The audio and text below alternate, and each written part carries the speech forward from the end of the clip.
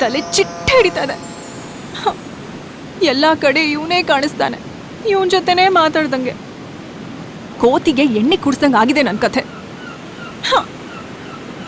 ಅಯ್ಯೋ, ಎಷ್ಟು ಆರಾಮಾಗಿದ್ನಲ್ಲ, ಇವನ್ ಸಹವಾಸ ಯಾಕಾದ್ರೂ ಮಾಡಿದ್ನೋ. ಡಿಸ್ಟರ್ಬ್ ಮಾಡ್ಬೇಡ, ಹೋಗು.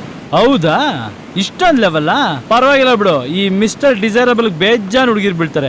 Hello, excuse me girls. ಒಂದ್ ನಿಮಿಷ.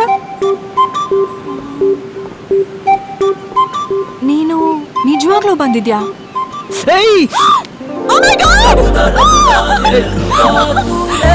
ಬಂದಿದ್ಯಾ?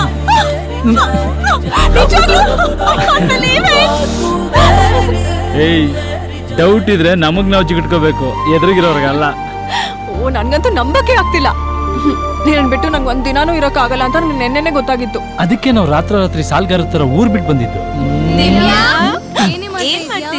ಹಾಯ್, ಇವ್ರು ನನ್ನ ಬೋರ್ಡಿಂಗ್ ಸ್ಕೂಲ್ ಫ್ರೆಂಡ್ಸ್.